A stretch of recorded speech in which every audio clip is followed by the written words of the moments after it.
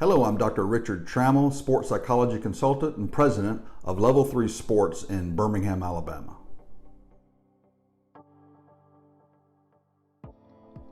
To put it very briefly, sports psychology is the art and science of performance enhancement. In other words, sports psychology is used by anybody, including athletes, business people, or even actors or actresses who have the desire to take their performance to a whole nother level. Sports psychology can really be broken down into two different categories. You have the theoretical side of sports psychology, and you also have a counseling side of it.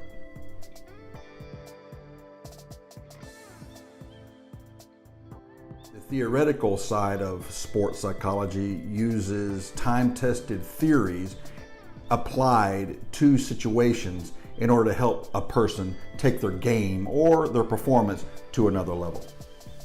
Some of the fundamental aspects of sports psychology include theories on, say, motivation and personality, and how those theories affect you as an athlete or performer.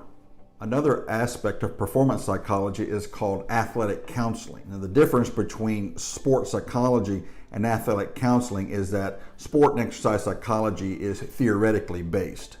Athletic counseling is based in a psychology of counseling, primarily focused specifically on an athletic population.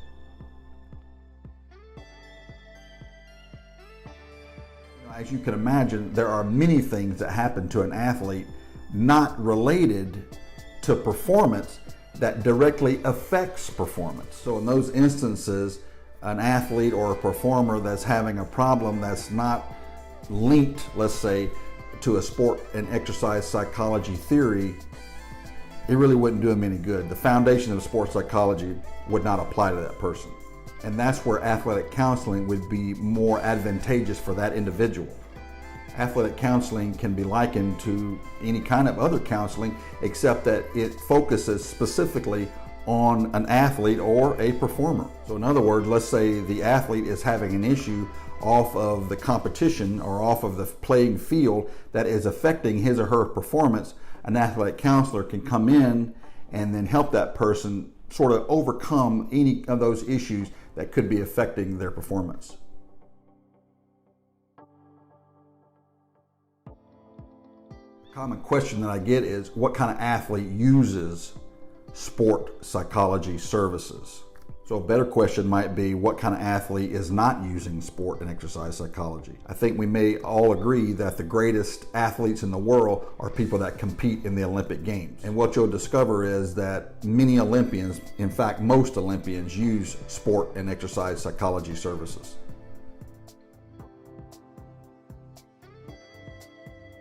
So then you have to sort of ask yourself, well, if it's being used by the greatest athletes in the world, and I'm not using it, then why am I not using sport and exercise psychology?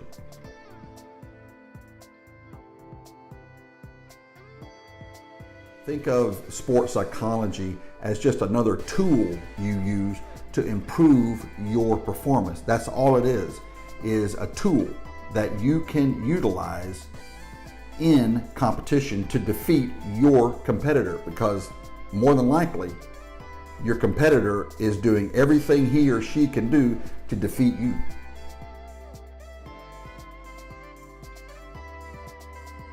Sports psychology services or mental skills training and athletic counseling has nothing to do with mental health issues. In other words, if you're suffering from or you're in a situation of abuse, either to yourself or in a relationship abuse, something like that, a family issue or a personal issue, that is what is called a clinical situation, and sport and exercise psychology would not be appropriate for you. Something else that sport and exercise psychology would not be able to address are things like eating disorders or drug and alcohol abuse. Those things require a clinical diagnosis.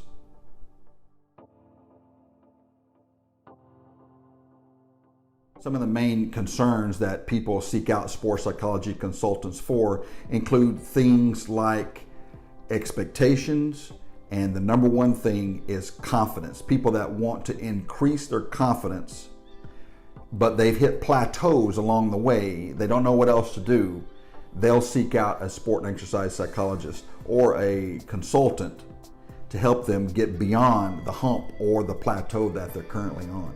Other athletes just want to be able to use their mind in order to improve their performance. They're just not exactly sure how. You know, the old adage is that you've heard all of your sporting life, how much of your game is mental? Okay, so many people say it's as much as 90% cognitive. Sport is 90% mental. If that's the case, if sport is 90% mental at a certain level, how much are you working on your mental game?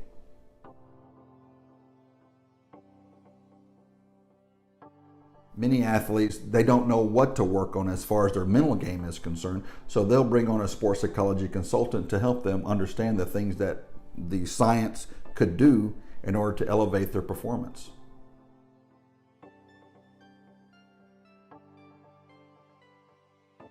A good sports psychology consultant is not going to tell you how to play your sport. You are the expert, okay? So a good sports psychology consultant is not going to go out there and coach you. You already have a staff of people, position coaches or swing coaches or whatever it is you have. You already have those people in place. A sports psychology consultant simply works on your mental game, how you're processing all your decisions in the midst of a game or competition.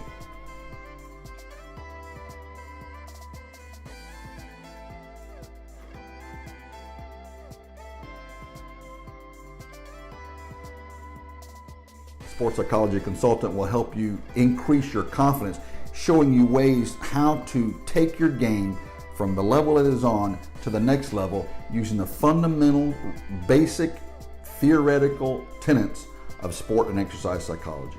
An athletic counselor can also help you increase your confidence by helping you overcome conflicts or distractions that are taking away from your performance. The athletic counselor helps you dive down into a journey of self-discovery. Why are these things really upsetting you? And what are some of the things that you can do, techniques, let's say, that you can do to overcome this distraction or that distraction? What are some of those things that you could do to help you overcome this thing, this issue that is detrimentally affecting your performance?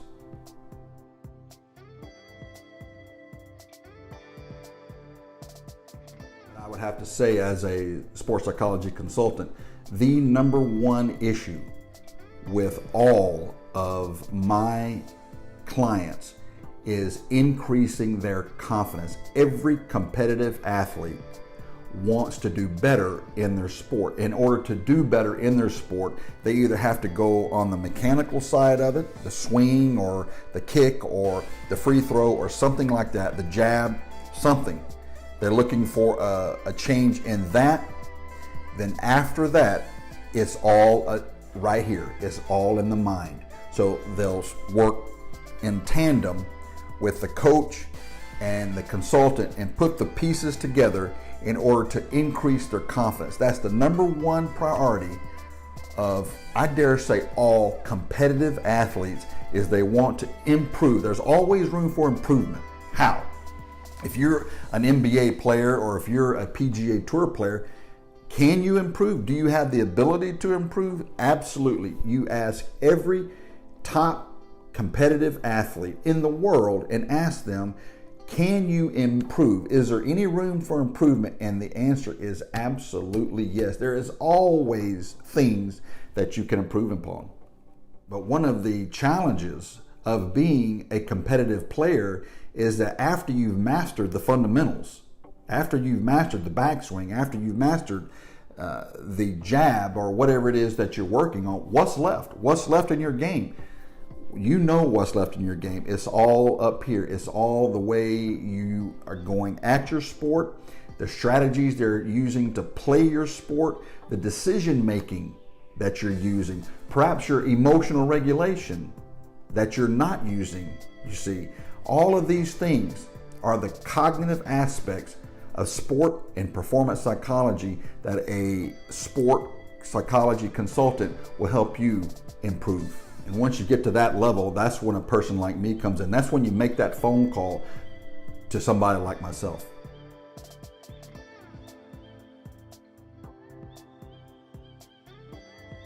To give you a little background on myself, I've played competitive sports my entire life. I played junior football, junior baseball as a kid, all the way up through high school. And then once I got out of high school, I started playing golf. I didn't start playing golf till I was about 20 or 21 years old. But the first round of golf I ever played, I shot 91. Now, it was on a small course, but I had never hit a ball before in my life. But it's just one of those things that happens to people. I just happen to have a knack of hand-to-eye coordination. I understand the fundamentals of hitting a baseball. I just applied those things to hitting a golf ball, and there you have it. So by the time I was 28 years old, I was playing professional golf. In fact, I started playing professionally on all of those developmental tours. They call them mini tours in the state of Florida. I played all those developmental tours for about 6 or 7 years while I was living in Florida, and I started teaching the game of golf about that time as well. This started in the year 1989. So from 1989 to 1996, I played in, I don't know, hundreds of competitive rounds of tournament golf when I was living in Florida. So I started making a transition into the business world. I had a slew of students that I was teaching at the time, and quite frankly, I was making more money teaching than I was playing mini tour golf. So in 1996, I started an internet company called ShotSavers.com, or Shot Savers Golf Incorporated, and I started selling golf training aids and golf equipment on the internet. I was an early pioneer, in fact, in e-commerce when it came to golf training aids. So from 1996 to 2008, I operated and ran Shot Savers Golf. We had 2 brick and mortar stores in Florida. And during that time, I invented and manufactured over 15 golf training aids, including this product here, the wrist firm grip, knee strap, all kinds of things that I used for my students. So I would take the student, I would work with the student, figure out what they needed in their swing, create a training aid for it, have it manufactured, and then I would sell it along with hundreds of other products at ShotSavers.com. In 2007, when I was transitioning out of the internet business, I wrote this book, How to Win the US Open in Level 3 Golf at that time. And this just documents my methodology of instruction and my business experience, my personal experiences up to that point in my life. So after I closed Shot Savers, I decided to go back to college to learn more about how the athletic mind works. I wanted to sort of separate myself from all the other golf instructors out in the world by figuring out, what does the great athlete think, or what do they do mentally to separate themselves from the also-rans? What do they do? Do they do anything differently? Because quite frankly, I was one of those players on the mini tour. I never could get up to the top level of the PGA. I was always a very good player, excellent player in fact, but I never could break up into the top echelon. I wanted to know, what is it that I could have done as a young man to take my game from where it was, great player, very good player, and go to the next level? Is there something I could have done? Boy, did I find out there was a lot of things I could have done. And that's what sport psychology did for me.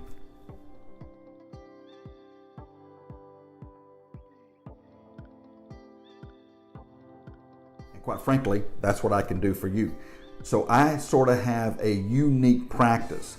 So in other words, I have the life experience. As you can see, this is not paint in my hair, right? I have the experience of being a professional athlete. I played professional sports. I know exactly what it is to feel the pressure of putting for $350 when I don't have but $100 in my pocket. I get that. I know exactly what you're going through. I can relate to that kind of pressure. But I also, unfortunately for myself at that time, I understand the crushing aspects of having a huge expectation and not being able to meet those things, and the massive disappointment that I felt during those days. I understand that as well.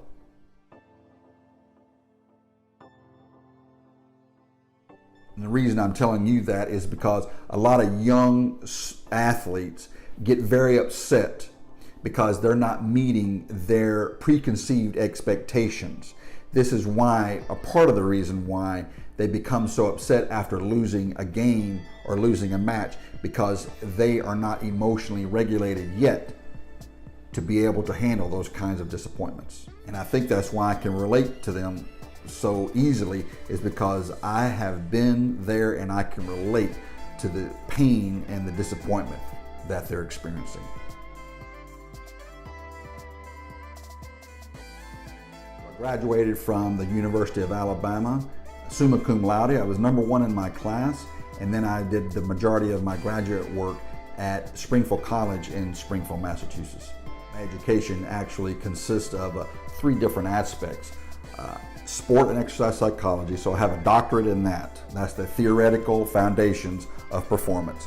I also have a master's degree in athletic counseling. So as I've already discussed with you, athletic counseling are those things that are not performance, necessarily theoretically performance based. These are things that are affecting your performance that are not necessarily based in the mechanics of the swing or the motion of your particular movement. And then finally, I went to Auburn University for MBA studies. So you heard that right. I am a graduate of the great University of Alabama, and yes, I also went to Auburn University.